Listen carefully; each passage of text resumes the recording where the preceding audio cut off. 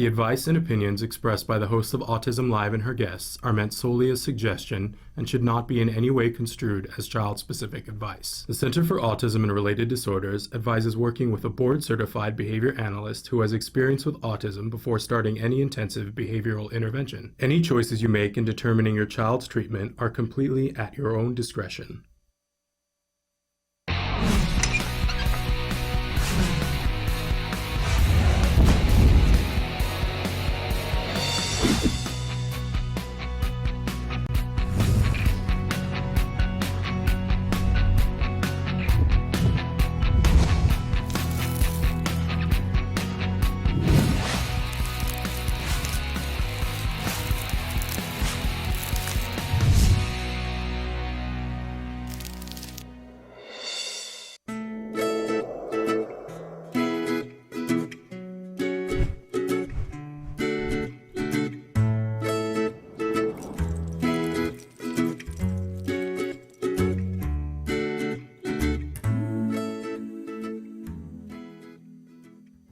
Good morning and welcome to Let's Talk Autism with Shannon and Nancy. I'm Nancy Allspot Jackson. And I'm Shannon Penrod, and happy to be here with you. Happy to be here with you as well. So I'm excited about this show because this is the first time we've ever had Erin Murphy on, which I don't understand how that could have happened.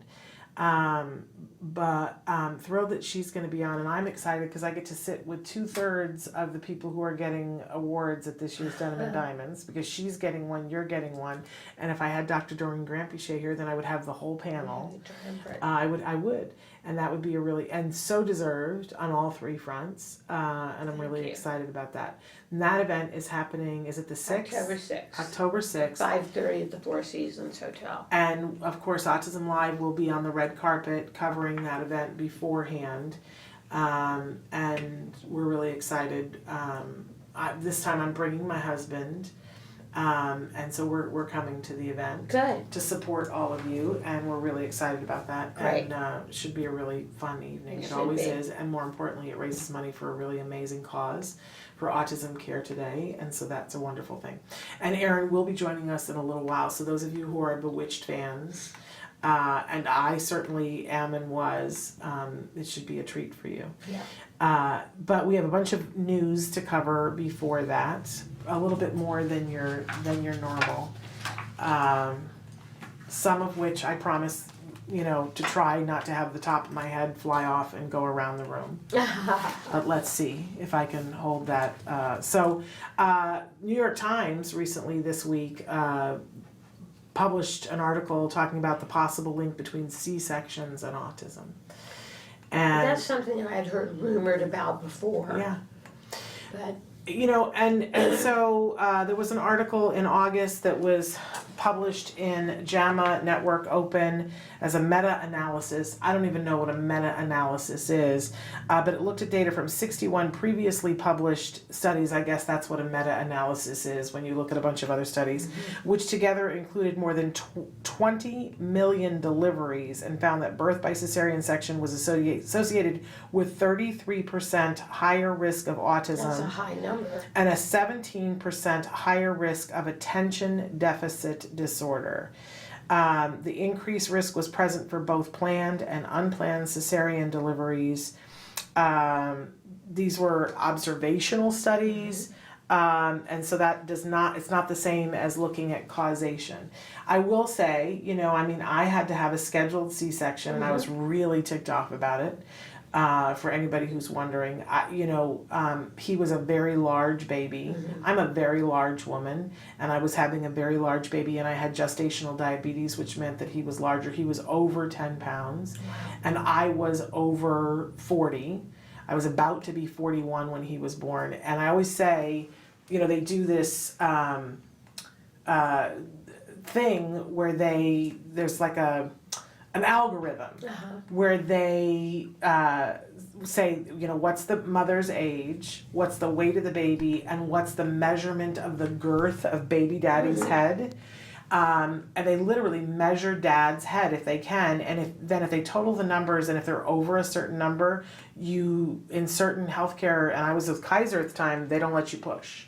They're like, too many risk factors there. So I was not given the opportunity to push, and I was really cheesed off about it. I really had imagined for a long time that I was going to do a Lamaze La Boyer where they stick the baby in the warm water and the baby doesn't cry. The baby goes, is really what they do.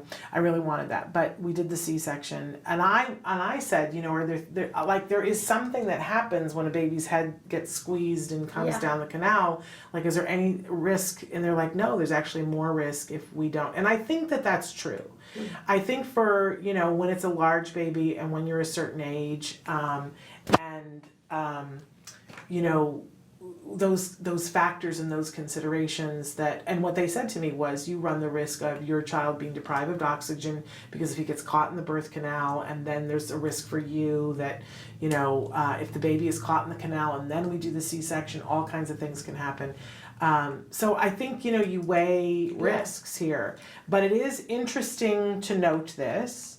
And it's also interesting to note that here in the United States, we do more cesarean sections than anywhere else. Mm-hmm. We also have a higher birth mortality than almost any, if I'm not mistaken, I believe we have the highest birth mortality of any country that is not a third world country, which is interesting, right? I think we need to take a short break, and then we're going to come back and finish out the news. So Traven, are you ready for that? Do you provide care services to someone with autism? Recently, more and more children are being diagnosed with the condition and getting the support they need as awareness grows. But what happens to these children as they grow up?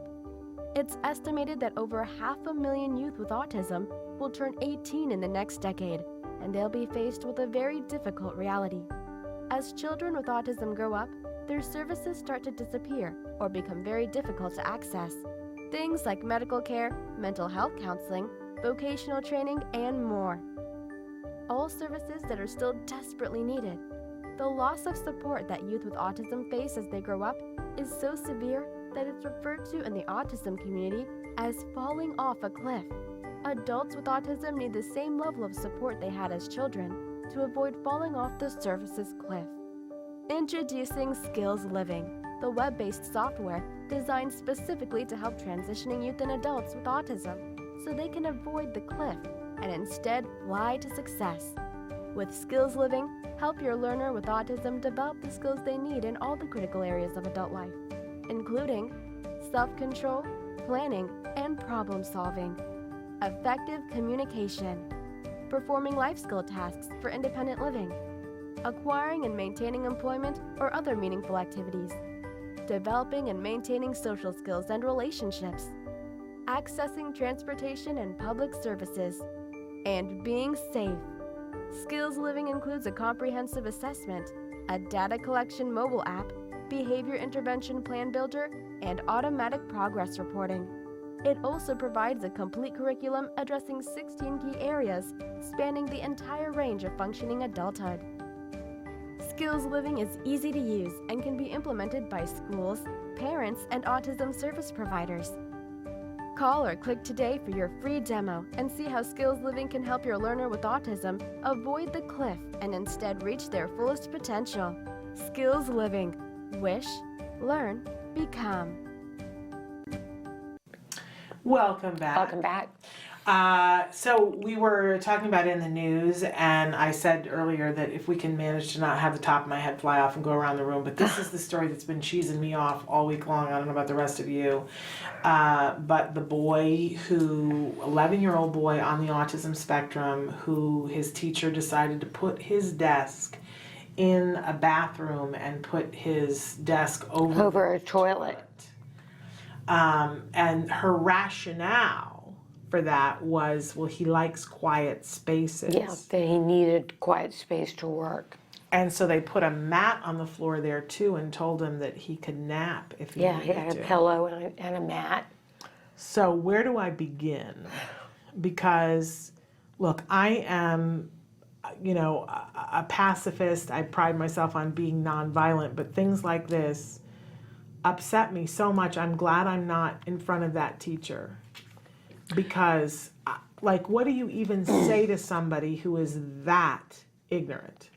Well, they took the son out of school immediately, And because he was embarrassed and disgusted, You he was throwing up from anxiety.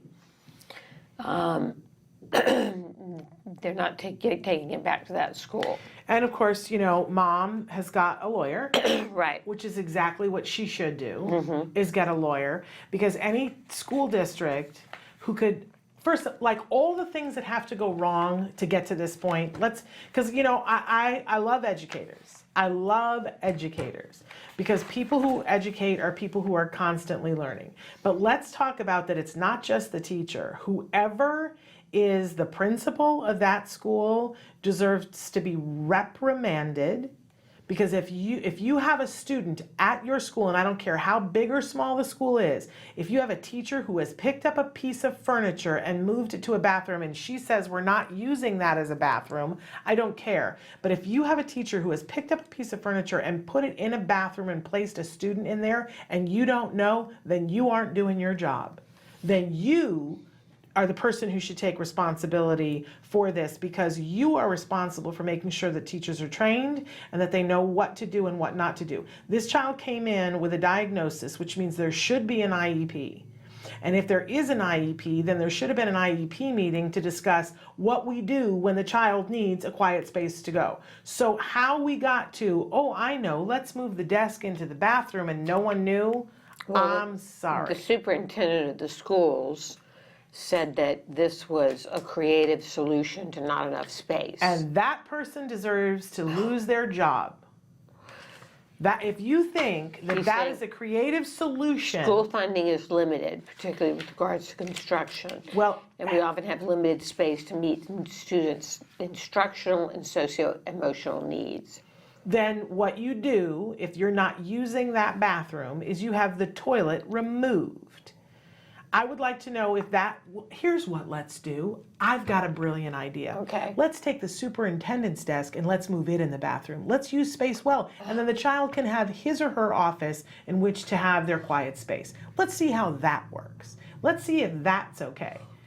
Honestly, I want that superintendent to take and do their whole business for a week out of that bathroom and see how they feel about that creative use of space, how that makes you feel as a person.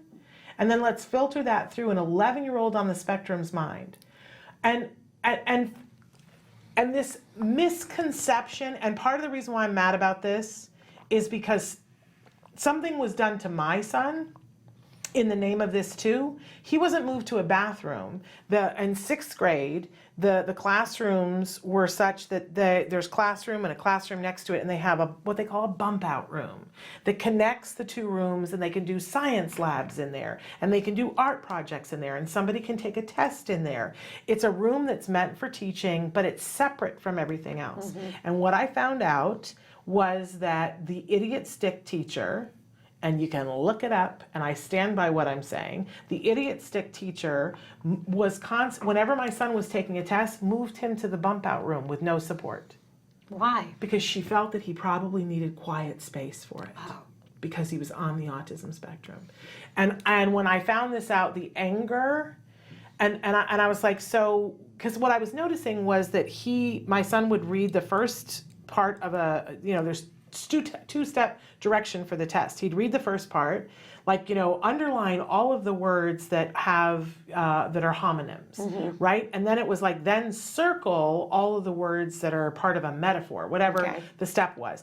And he would take this test, and he would get 50% on the test. So he failed the test, and I then, trying to be the honest parent, would look and go, well, let me see what you got wrong on here, because we need to go back and reteach mm-hmm, if we failed the test. And I would go, oh, after 2 seconds, I would go, oh, well, I can see clearly what you did was you circled all of the homonyms, but you didn't read the directions. Part 2 was, did you realize that you needed to do part 2 here and you needed to underline all the words? And he would go, oh, I didn't know that. Right.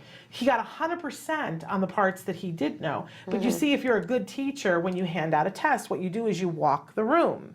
And if you see, still in 6th grade, maybe in 11th grade you don't do this, but in 6th grade you walk the room and you go, oh, I see what that student is doing. You didn't read the directions. And then what you do is you go to the front of the classroom and you say, hey, everybody, I just want to point out that there were 2 steps to the directions. Did everybody read both directions? Make sure before you hand your test in that you read both directions. You don't say it directly to the child, but then you walk back through and you see, and if the child still isn't doing it, you take your little pen and you point to step 2 to the child to draw their attention to it. That's good teaching. Right. Right? And repeatedly, my son was, and I was like, why is she not walking the room? Why is she not? And then when I said to her, why? And she goes, well, I wasn't in the room with him when he was taking the test. I did give that direction to the rest of the kids, but I didn't give it to him because he wasn't in the room. And I said, where was he? Oh, well, he was in the bump out room. Well, in our IEP, it says you can't move him out at the time. It said you can't move him out to take tests. But I was like, so what you effectively did was you educated the rest of the students, gave them an opportunity to take the test, but did not give that information to my son. And now he's got the 50 and you think that grade is appropriate. Right. These are teachers who are not teachers. Hear me when I say this. These are people who are not doing their jobs. Teaching is a hard job. Teaching is a very hard job. You don't need to make it harder. Yeah. And the decision, if he needs quiet time, then he needs quiet time on a regular basis, but he doesn't need his desk moved to another room. No. He needs a break. Right, a break. You don't send him to another, like who's teaching him when he's in the bathroom? Nobody. Nobody. Makes me mad. I'm glad she has a lawyer. Take them to the cleaners. Yes. Make sure that Good no other situation. school district can do this again. Take them to the cleaners. Sue them for everything, every penny that you can get. Ask me how I really feel. All right. All right, last week we Moving on. covered a story on Greta Thunberg, the climate change activist, and some of the unique qualities that she has being on the autism spectrum that give her the passion for what she does and the single-minded focus. And Fox News has issued an apology after one of its commentators referred to the teen as a mentally ill Swedish child. Yes. And I appreciate the fact that Fox News not only apologized for the guest, it wasn't one of their anchors, one of their guests, and we're not going to say his name because I don't want to give him any publicity, that he said this and that it was inappropriate. But they also at least made noises about the fact that he would not be invited back. What's particularly disturbing is that this individual then doubled down on it on Twitter and went on to talk about, well, people with mental disorders and whatever. We've talked about this already a little bit this week, that there has been such a firestorm of people lining up. And we believe that a lot of this, I did a PSA on Wednesday about this, that we saw this on our page this week, that trolls showed up and diverted the conversation and were successful in diverting the conversation until we caught it and saw, oh, this is not a concerned person. This is a troll. This is someone who's just being paid to do this. I don't know what country they're living in, but somebody's paying them. And people need to realize this. Somebody is paying people to go online and make sure that they're posting false stories about Greta. They're doctoring pictures and saying that she took pictures with people that she did not take pictures with. I mean, it's just a firestorm, and they're saying all things that are untrue, and then other people that are not necessarily trolls who don't believe in climate change science are glomming on, and because there's this fever storm, they're saying things that are absolutely inappropriate. Right, they're jumping on the bandwagon. And they're becoming bullies. Yeah. And saying things about this young woman that if we were standing in a room and somebody said this about a 16-year-old, I would hope we would all say, hey, that's not allowed here. Stop that right now. And I feel like, it's very confusing because sometimes we'll say that to the troll, but by the time we get to the bully, we are so upset that sometimes we don't. So I issued a statement saying, recognize the trolls and ignore them. Don't give them what they want. What they want is for you to engage. Don't do it. And then, but when somebody says something that's inappropriate about anybody, report them. There's a little button on Facebook, report them, report them, report them. If you are the owner of the page, delete the comment, block them from your page. Right. We should have a no tolerance policy for people saying horrible things about our children. Like, I think we should have a no bullying tolerance about, no bully tolerance policy about everyone, but let's start with the children. Right. And, children should be allowed to speak. Greta is allowed to say her opinion. You do not get to trash her. Not on our watch, right? No. We are the autism community, not on our watch. So I'm glad that Fox News took this stand. Yes, me too. But We stood up for her. this poor young woman has been dealing with this now for over a year. And I will say that we should all be in respect of, she does not engage, but she will post things and say, here's what you should know about me. And, she does not call names back.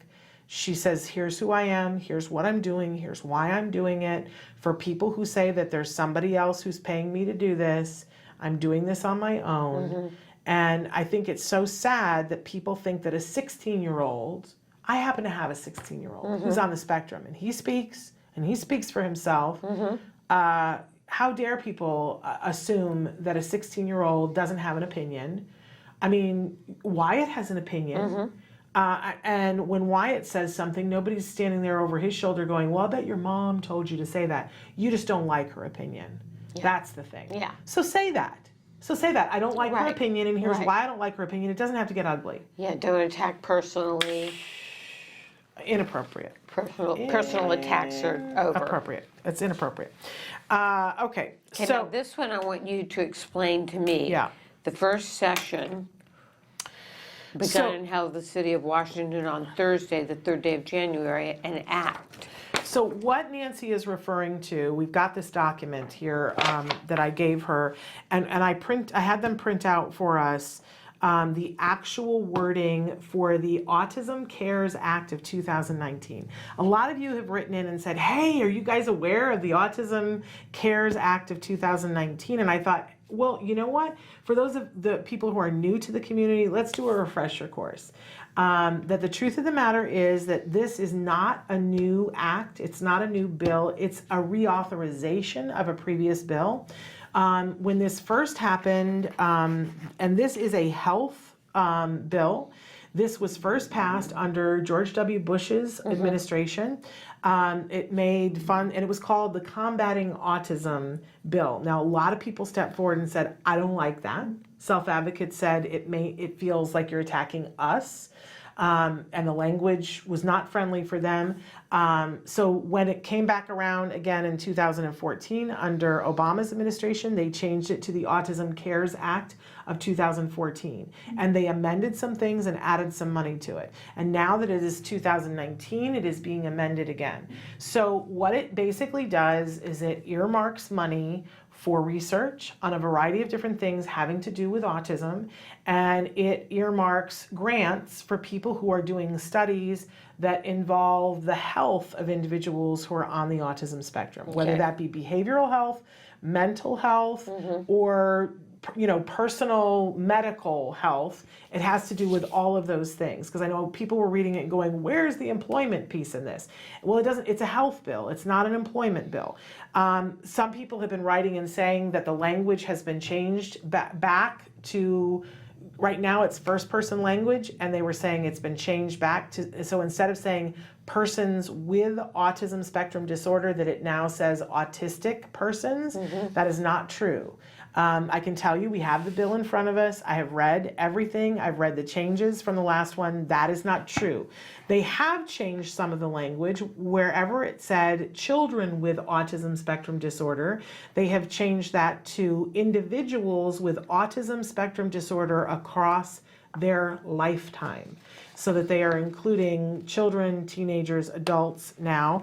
There have been a couple of other changes that I think are notable.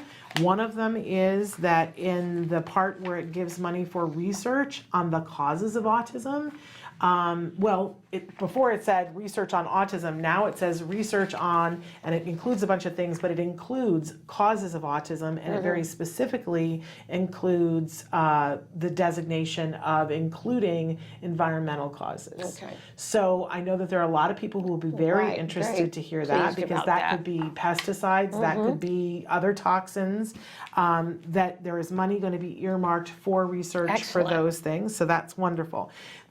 What we need to know, when we tape this show, so something may have changed because we're taping this on the Wednesday before because I'm not going to be here.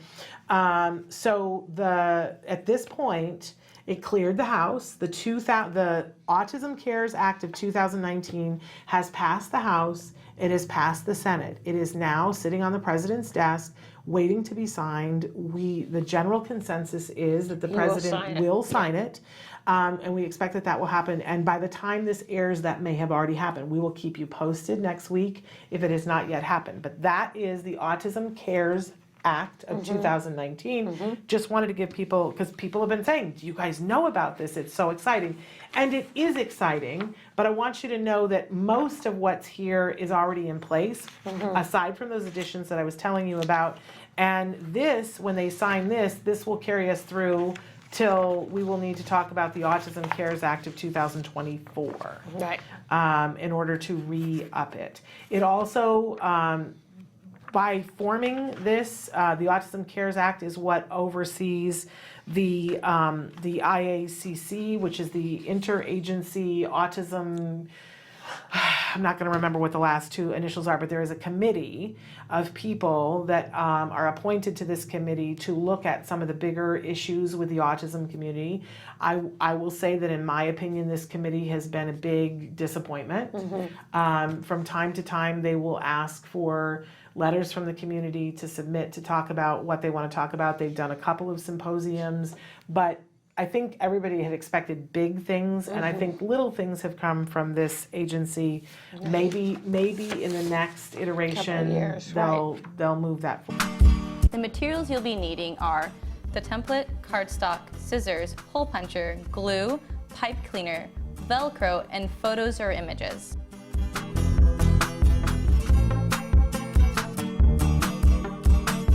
We find it more reinforcing for kids if you use images of themselves doing the tasks that you're trying to get them to complete. So what I have here to start off are photos of myself doing all the tasks that we're going to add to our task completion chart today. The first step you're going to be doing is printing the template from facebook.com/autism-live. I have it here, and the next thing I'm going to do is I'm going to trim out the top. We don't need that, that's just totally excess. Now that I trim my 3 templates, I'm going to label each one with a different part of the day that we're focusing on, such as waking up, after school, and getting ready for bed. Now that I finished labeling the templates with the appropriate time of the day, I'm going to attach the photos that go with it. For bedtime, the tasks I chose were getting ready for school, putting away toys, putting on pajamas, and brushing teeth. Now repeat this for all the rest of the day. Now that I've added the photos to the template, I am taking this along with my heavy cardstock to hold all my tokens. I'm going to line them up and make 3 hole punches.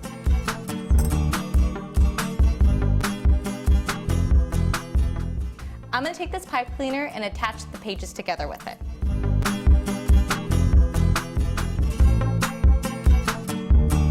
We're almost done putting this together. Next, I'm going to take my Velcro. I'm going to put them underneath each picture.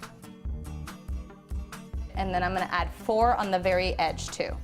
Now that I've attached the rough side of the Velcro to the template, now I'm going to take the softer side and add these to the tokens.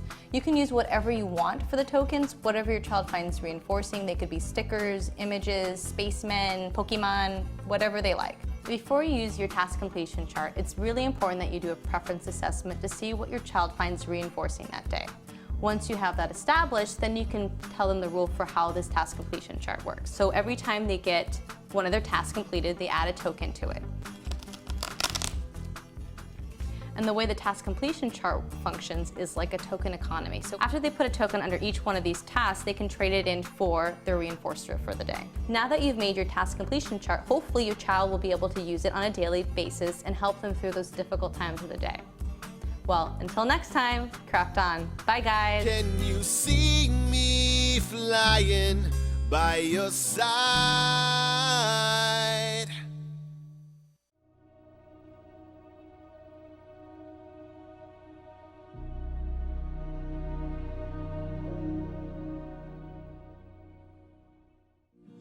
If you're watching Autism Live, chances are you care about the life of someone, or perhaps many people, living with autism. You spend countless hours trying to make a better life for them. It may not have been easy for you to watch the show today. You know, sometimes you could be juggling so many balls in the air, you feel like a circus performer. I remember recently saying to a friend that as the mother of a son with autism, plus all the other challenges in my life, I feel like I'm carrying a tray full of glasses of water, and that if one of them topples over, the whole thing is going to go crashing down. This empowerment moment is all about you. Now, I'm not a doctor or a therapist, but over the last 9 years in my autism journey, I've learned some things that have helped me shift from being a victim to having hope. See, I've been in that place, down on the kitchen floor, on my knees, praying for answers of what happened to my child. I've been in that place, covered with blood and tears, after one of Wyatt's giant tantrums, where I said, "Where has my fairy tale life gone?" I have a feeling you're a member of that kitchen floor club too.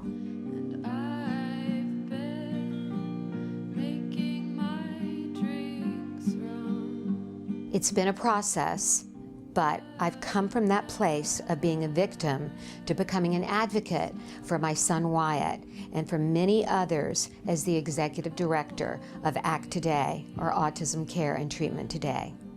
Let's start with reframing the way you think about yourself and your child. I want you to say after me, "I'm an activist." That's right. I'm an activist, because just by watching this program, you are taking positive steps to make the world a better place for your child or someone else living with autism.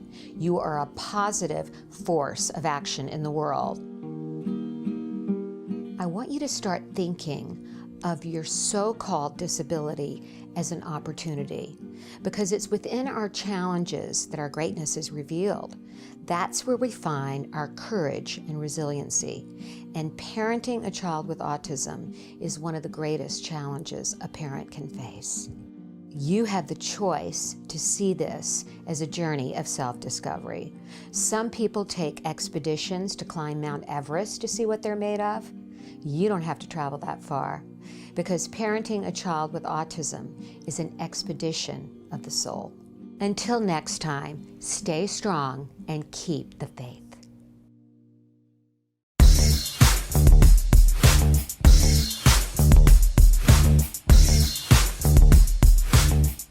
Parent to parent, you might be asking yourself, how on earth can I afford ABA therapy for my child? Well, the short answer is you can't. No one can. It's really expensive and it's overwhelming to most families. But the story doesn't end there, fortunately. The first thing that I want you to think about is tapping insurance resources. So many insurance companies are paying for ABA therapy right now. So that's your first best bet. Make sure and see if your insurance company is providing benefits for ABA therapy, and check back often. Now, if you see that you don't have insurance right now for ABA, don't panic, there are still other resources. The next place to go is to your local support groups and ask them what local resources there are. That's a great place to ask for information, because often states and even counties have support for ABA. And then beyond that, you might consider applying for grants. There are many fabulous grants out there to help you to get support for your ABA therapy. But most important, it's absolutely essential that you get ABA services for your child. We know that that's essential for all of our children, and that you won't be able to do it on your own. So seek out those services and support groups that will help you to fund your ABA journey. It's really important to remember that all behaviors happen for a reason. Hi, I'm Lisa Ackerman. Welcome back to Talk of Facts, where you get to ask the questions and we help lead you to the common answers and available for your autism journey. A most common question we get is, why are some of the treatments used in the medical world not covered for autism?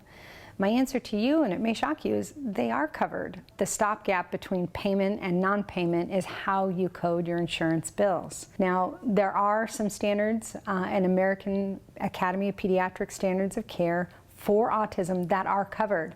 Those are available on the Talk Now website, talkanow.org.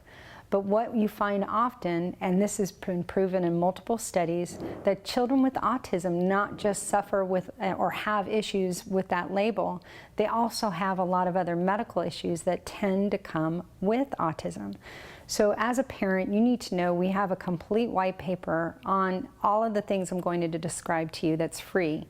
It talks about the most common comorbid conditions that comes with autism. So comorbid, just think of it as comes with. So at the TACA website, we give you all of the codes in our health insurance tips, reimbursement tips document that will help you code and get the maximum reimbursement from your health insurance company. So no, autism is treatable, and yes, health insurance do pay for that treatment. So hopefully that tip helped. We'll see you back next time for the next TACA FAQ.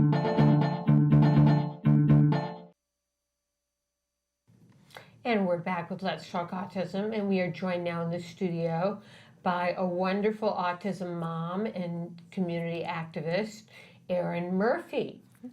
Happy to be here. We're so thrilled that you're here. I cannot believe that this is the first time that we have had you on the show in this format, because we've had you on in live events. Yes. And that's been such a treat. And thank you for being so kind and talking to us when we're on the red carpet, Always happy to. because not everybody does, you know. But you've always been wonderful to us. And it just seems crazy that we haven't had you in before, but I'm glad it worked out that I'm we could here have today, you so And let's in make just- the best of it. There you go. And in just a couple of weeks, you are about to get a really coveted award from Autism Cares today, and very deserved, by the way. Thank you. Nancy, tell them a little bit about what the Cowgirl Award The Golden Cowgirl Award. It's given to a community activist who exemplifies the mission of providing necessary resources to help individuals with autism achieve their full potential. Wow, and I think that fits very well. It's very deserved for you to get I this was award. so flattered when I got the call. I was surprised and excited. And Yeah, well, you're always out there talking about being an autism mom and talking about the state of autism, and Absolutely. you're extremely vocal about that, which a lot of people with children on the spectrum choose not to do, but you embrace it wholeheartedly. Well, I think it's important, and I've always said, since whatever small amount of fame I have, I am at a lot of events where I'm asked to speak, and I would always rather speak as something that's important and means something to me. So I've always had different platforms, and obviously since my son Parker has autism, I have spoken about it vocally since he was diagnosed. Which Tell is us amazing. about that. Yeah. Tell us about your journey with Parker and his diagnosis. Yeah, well, and- his was like a lot of people's. Everyone's journey is different and the same in some ways. He was developing normally. He was right on track, talking, happy. One day he had a seizure, and we went in, and by the time he was 3, we did a battery of tests. He lost all language, and he was diagnosed at 3. Okay. Which is kind of, because how old is he now? He's 18. He just turned 18. So to get a diagnosis at 3 all those years ago, it's a little bit remarkable, because not everybody did. Right. So you were really on it, and maybe a little lucky, can we say? I would say very proactive. I had concerns because he literally lost his language. Yeah.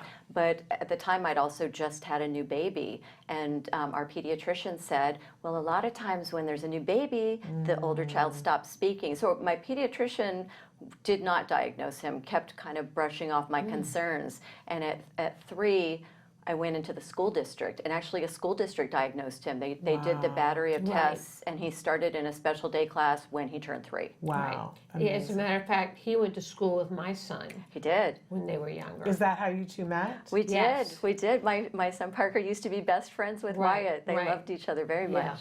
And you have this whole other thing in your life that we haven't really mentioned, but I think we've mentioned before when you were coming on, that you have a huge claim to fame. That is like a big warm fuzzy for a lot of us. That you were Tabitha on Bewitched. I was a child actor and then an adult actor, but I'm most known for being on Bewitched. It ran for 8 years on ABC. Which is, still, I mean, I get giddy thinking about this. My family just visited Salem, Massachusetts earlier this year, and it was a thing. We had to go, I was like, we have to find the Elizabeth Montgomery statue, and I have to get a picture. And I unveiled it for TV Land. I was there to unveil the statue, yes. I mean, it's a big deal. The show is a big deal The show in my is so child. popular. Right? I mean, like, and it still lives on, you know. And it travels well. It translates to other languages extremely well, so it's on in over 100 countries still. It's on in prime time some places. And are you sick and tired of people coming up to you and, like, you know, doing this and You to know, you? it would be easy to say I am, but I'm not. People are always nice about it, and even though I've heard the same questions over and over, I have to keep in mind that it's their first time asking that question, and I never want someone to walk away thinking that I'm not a nice person, so I'm always gracious and answer questions. And you are always, like, okay, so what's the number one question that people ask always? Oh, they usually ask me to twitch my nose, or they ask me what Elizabeth Montgomery was like, and if I can still do magic. Little kids think I can really do magic, which is kind of fun. What was it like doing that show as a child? Was it? You know, it's the only childhood I had, so people think it would be strange, but that was the normal for me. Right. So I just had great experiences, and I was the only kid on the show for most of the run, so they made it fun for me. And it was, you know, there's magic and animals, and it was colorful, and it was a fun experience. But you were very little. Do you remember a lot of it? I do. I was 8 when the show ended, so I remember a lot. But how old were you when it started? Because I just remember you being tiny. Yeah, I started right before I turned 2. Okay, that's like crazy. Yeah. That is so amazing. Well, what a fun thing to have in your background. Absolutely. I'm sure there have been lots of conversations in life where somebody has met you and not known that, and then at some point that comes up and goes, oh yeah, well I was a child star on one of the most popular sitcoms of all time. Yeah. Is it sort of stunning for people when they're like, what? People are very surprised, and almost everyone knows and loves the show. So, I mean, even kids these days, like I'll meet teenagers and I think, well, they wouldn't know Bewitched, but they do. And they said, oh, I watched it with my mom, and I watched it on Nickelodeon. And yeah, I mean, it's a great thing to have. In, you know, to just trot out like, I mean, there's nothing negative about it. No. What a wonderful thing. And it's funny because you hear stories about kid actors who have struggles when they're an adult, and for me, I mean, I'm eternally optimistic. As a mom with a child with autism, you have to be. Right. But I only see the positive. I mean, I did make a nice amount of money. I was able to still travel the world because of something I did when I was a kid. I mean, awesome. it's a positive thing, not a negative thing. There we go. Wonderful. And then that has led to you being on the, you know, that and the other work that you've done in your life has led to you being on the red carpet and people asking you to speak out. I think we all attend a lot of events that have a red carpet that have something to do with autism. Yeah. It can be a struggle for people who are coming on the red carpet that, you know, often they will be in a back room saying, what do I need to know? Because I'm going to be asked to speak intelligently about this. Yeah. But you already have that. And I think a lot of times we all, you know, glom on you because you have authority on which to speak about Because I lived a life, yes. Yeah. Yes. And so does it feel like a responsibility? Does it feel like a privilege? What does it feel like to have that? I think it's sort of both. I've never thought of it as a responsibility, but I think it's important to have someone who's willing to talk about it, that people do kind of see out there. So I think it's a responsibility, I guess, that way. But I'm always happy to talk about it, and that my life is really no different than anyone else's. And sometimes I feel like I'm doing a disservice because I put a pretty picture to it where I'll have a picture with Parker and we're at an event, we're smiling. But I mean, I have, you know, days as rough as anyone else's. I mean, you know, it can be bad when it's bad. So I think it's important to be honest about it. And he's 18 now, so this is a big year for you guys, right? What are your future plans for Parker? Well, he's in a great school. He goes to the help group here in the Valley, and that was a very little fight, but it was a fight to have the public school who didn't have the resources for him. I had to go with his dad, and we kind of talked to a group of people, and we didn't get a lawyer. We did it ourselves and explained what they weren't able to offer and that our son needed services they couldn't provide. So the school district is paying for the private school until he turns 22. Okay. So we feel lucky about that. I'm kind of living it day by day because I know that things will change by the time he's out of school. So the things that are available now, there might be so many more things available when we get to the next step. So I talk to everyone, I talk to Nancy about it because, I mean, there will be a time where I'm not here and I still need to know that Parker's safe and has a happy, productive life. And please tell me if I'm asking anything that's too personal, because we always too personal. Well, so, I'm sure nothing about Parker is too personal. But have you guys? So he's turned 18 now. Yes, Jess. Did you make determinations about conservatorship and? We're in the process. I will be his conservator. We're in the process of that now, since they actually said you do the whole thing when he's 18. So the principal of his school has walked me through it, and we're in the process of it. Because that's, you know, a very trying time from what I hear from parents and all those decisions. You know, that I know that there are other places in the country where people don't have a program. So that, and then we really talk about going off the cliff, but even here in Los Angeles, when you have a program, first of all, you got to pick the program, right? And that's a hard thing. Yes. But then on top of that, that there's a whole other legal concern that seems a little intimidating. Right. Well, because the minute he turns 18, he's allowed to make his own decisions, but he isn't physically able to. Yeah. So I just wanted to address that because I think that, you know, both of you can speak to this, that it's trying and it raises some anxiety and I'm sure, and that it's time consuming. And maybe I haven't met them yet, but I don't know an autism parent that goes, yippee, paperwork, I'm so good at that. Oh, I know. Yeah. Right? Yeah. I mean, it just adds to the overwhelm. You almost get used to it, though. I mean, I had always anticipated, but by this time I would be back working full time, and I've done some things like being a correspondent and done some things in entertainment, but I physically can't like go audition for a sitcom because it's a day-to-day thing. I mean, it seems like I have meetings every week. We have behaviorists in our home 5 days a week. We have Bria aides in our home, 7 days a week. We have so many resources that there are constantly meetings and things that have to be done. And calls from school. Yeah. He's in a great school that has wonderful resources, but I still get called. I got a call yesterday and had to go pick him up early. He was having a tough day. It's a full-time job. It sure is. Even with an 18-year-old. So in terms of, I know you said you're taking it day by day, and I don't want to add to your stress, but You won't. what, a lot of what we talk about on the show for individuals this age range is about what's the road to employment. Because I got my mind adjusted by Joanne Laura on this, that, I was like, well, some people will work and some people won't. And her thing is, no, everybody has a path to employment.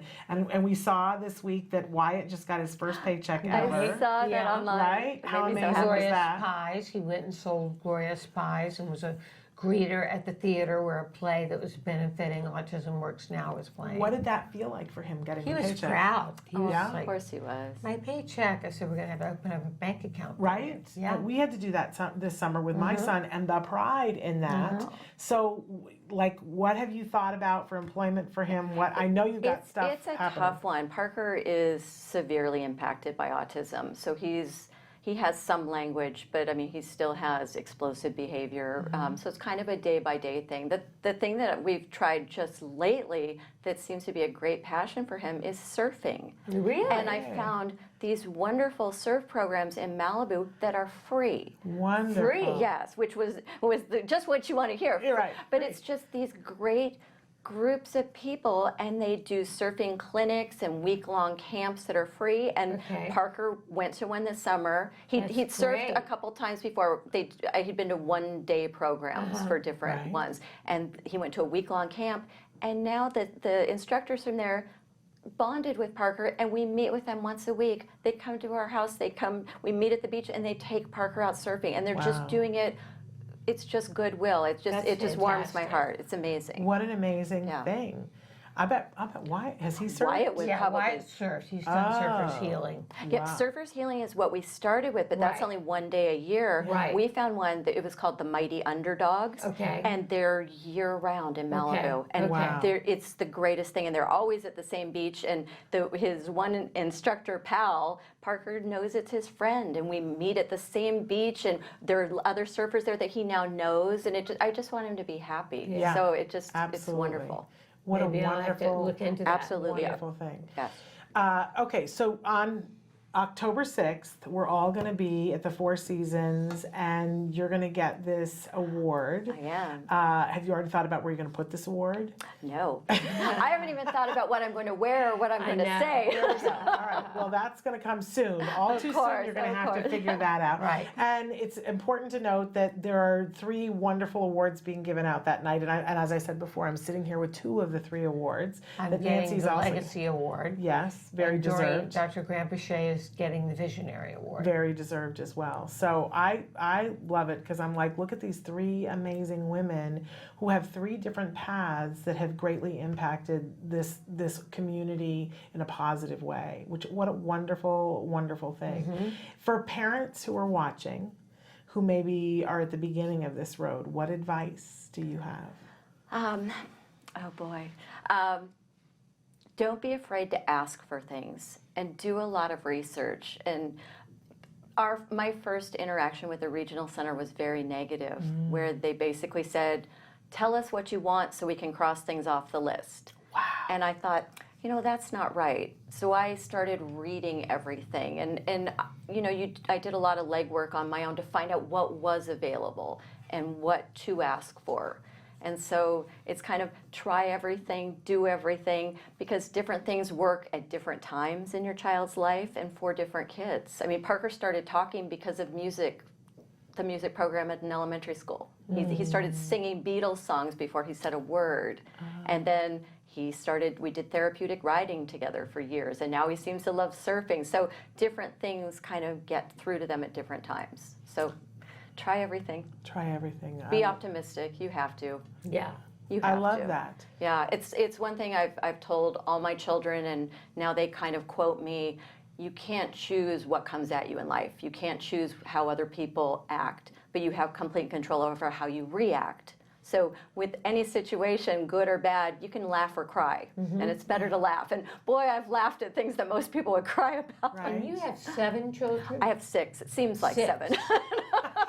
I can't believe she has 6 children. I do. I have 6 boys and now 4 grandchildren. Wow. You don't look like a grandmother. You don't look Well, like it's a because I'm grandmother. down crawling around and playing with them. That'll keep you young. Well, and you mentioned before that sometimes you're afraid that you make it look like it's not as hard as it is, and it's important to be optimistic. Yeah. But the other side of it, do you have days when, because there are parents who are watching who have 18-year-olds who are greatly impacted, who are stuck in a space of saying, why has this happened to my child? Why has this happened to me? Yeah. What do you say to that? I think with anything in life, you just have to let go and accept it. Like, this is happening. How do we make it better? What can we do what can I do to make sure Parker's happy? What can, kind of figuring your way through that. And also, I mean, especially where in families that have other children, you have to be able to live your family's life without the entire focus being on the child with autism, which is hard to do. Yeah. So you have to make sure, I mean, for me, I would always plan times where, okay, Parker's working with an aide or Parker's at school, I'm going to take Carson out to a movie. So it's kind of a balance that you have to have your own life, and you have to have friends and a life too. You can't let everything get so wrapped up in a diagnosis. Absolutely. And so you mentioned that Parker's living at home right now. Yes. Is that the plan for the foreseeable future? It's the plan for as long as I can do it, I think. Okay. I mean, yeah, I've heard things, and we've had a couple bad experiences. So I think for us, being at home is the best thing for him. And we have aides available that are covered by the regional center. I mean, there's help out there if you need it. You just have to know what's available and ask for it. So my goal is to keep him at home. And when you mentioned, because you brought it up, I'm going to reiterate, but you brought it up that someday there will come a day when you won't be here anymore. Is there a plan yet for who he will live with when that happens? Yeah, what we're thinking now is maybe having a home that we purchase or a condo that we purchase, and then maybe another individual or 2 with autism, and then the aides come in and out of that home, where it wouldn't be a traditional group home. It'd be more like a parent-run group home, so you have a little more control. That's amazing. That's absolutely amazing. So that's what we're thinking now. That's absolutely incredible. Well, we adore you. You've always been lovely, and I don't want to speak for both of us, but I will. Autism moms to autism moms, it's been really lovely to watch you stand up. See, yeah, that's going to make me emotional. But look, it's not right for everybody. Like, we don't want to make anybody feel bad if they're not in the position to say that their child, like, everybody has to make their choice. But anytime somebody does, it helps the rest of us along the way. Absolutely. It helps us to be able to, both of us have fought really hard to get information to families, but when you speak out, it makes it that much easier. Yeah, so I'm thank happy you to for do it. doing that. And well-deserved award, and we look forward to being there at Denim and Diamonds to celebrate both of you and October Dr. 6th Greg. at 5:30. There's still tickets available. Yes, if people would like to attend this event, and it's always a star-studded event, it's a really great, I always say people come to LA for a vacation and they go, where can I go to meet stars? And they want to go to like this Menchie's and that Whole Foods and whatever, and they hang out to stalk and see if they can meet stars. And I got to say, that's very hit and miss. You may meet somebody, but likely that you wouldn't, right? If you really want to meet people, what you should do is schedule your vacation to come for one of these events. And it is a little pricey, but $250 a ticket. It's $250 a ticket, and if you're on vacation, It is a fundraiser. it is a fundraiser for a really good cause, and you come and you will be there, and you're in the same room with the stars. People are, going to the same restroom. I'm saying there's opportunity to meet and greet and talk. It's not a private meeting with people, but you've been to these things, and people will come up to you and they'll be like, hi, I just want to introduce myself. Can I get a selfie with you? Of course.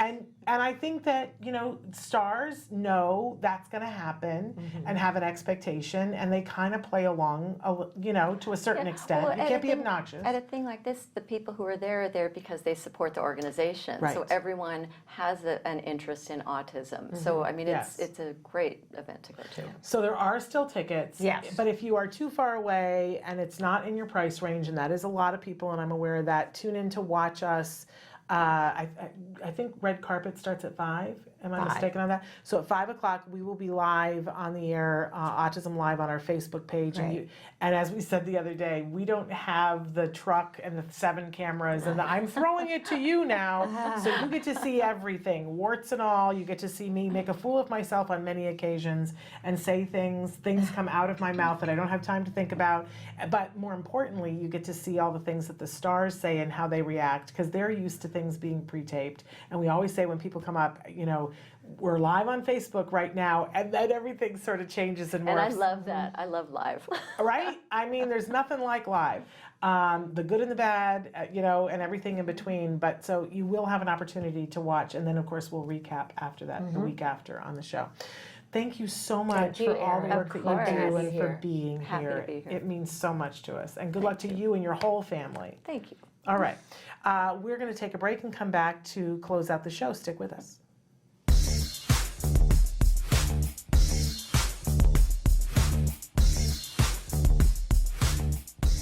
Parent to parent, you might be asking yourself sometimes, why does my child have meltdowns?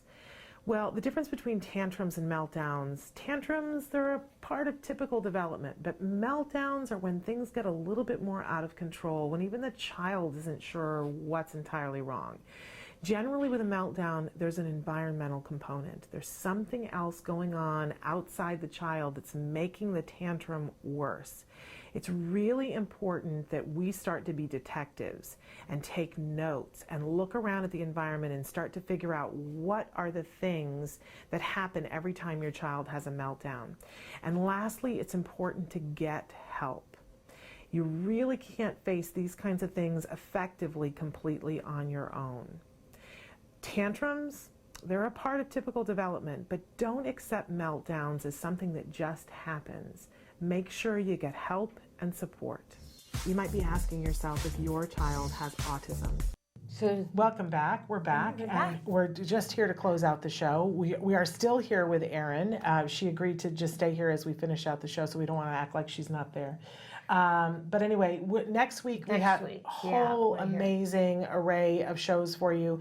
Because I am out of town on Monday, which is actually a Jewish holiday. I believe it's Rosh Hashanah, Okay. if I'm not mistaken. We will be playing one of our best of, but people will be here. We'll be airing it for the first time, a series of interviews that you guys have never seen together, and most of you have never seen these interviews because we're going way back into the vault to find the good oldies but the goodies. We've done so many great interviews. So many. And it's, and then they're live and we show them and then they're over. We just wanted it's to nice to see them again. cherry pick some of the really best because there's some really good information and some very fun stuff. And so we'll be doing that on Monday. Always on Tuesday we do the best of, but on Wednesday we'll be back here. I believe that we will have Dr. Doreen Grampiche to answer questions. And then I don't remember who we have next week on our show. I don't know. It's somebody fabulous, though. I remember being really excited about Okay. it. So we'll be back with all of that next week. Until then, give your kiddos a hug from me. And give yourselves a hug from me. Bye-bye for now.